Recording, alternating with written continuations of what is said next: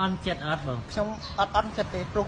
ការពិតជារឿងខ្ញុំខ្ញុំ រឿងផង ចំបាទចំផ្ទាល់ ចំផ្ទាល់គេហៅបងឯងអាផឹករត់ចឹង បាទផឹករត់ មិនបានគេហៅចឹង ព្រោះខ្ញុំហូបជាមួយគេខ្ញុំរត់ ផឹករត់មែន បាទខ្ញុំរត់មែនព្រោះខ្ញុំទៅអត់រួចជាមួយគេខ្ញុំតាមមកល្មមខ្ញុំរត់ហើយ ហើយនិយាយពីគ្រឿងខ្លែមអំបិលកទួតអីក៏ទៅរួចដែរ បាទ អូមិនបាច់ចាំមុនដុត បាទអត់ ទី បាក់ចាប់អីទៅបាទ តែអំបិលកទួតក៏បងឯងទៅរួចដែរគ្រាន់តែបង ប៉ុន្តែ ឯង មកគ្រប់ខ្ញុំរត់ បាទផឹកមកគ្រប់រត់ រត់បដ ாய்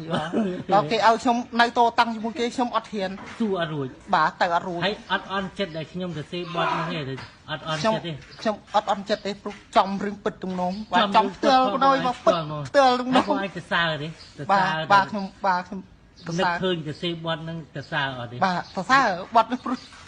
វាមានបាទមានប្រុសហើយគឺចំបាទចំរឿង ចំរឿងពិតបង បាទរឿងពិត បាទ